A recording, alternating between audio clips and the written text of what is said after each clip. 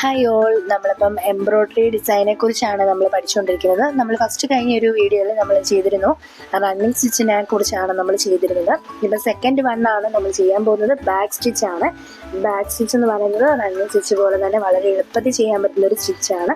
ആ ഡിസൈൻ പഠിച്ചു കഴിഞ്ഞിട്ട് ഇതുപോലൊക്കെ നമുക്ക് ഡ്രസ്സിലൊക്കെ ചെയ്യാൻ വേണ്ടി സാധിക്കും.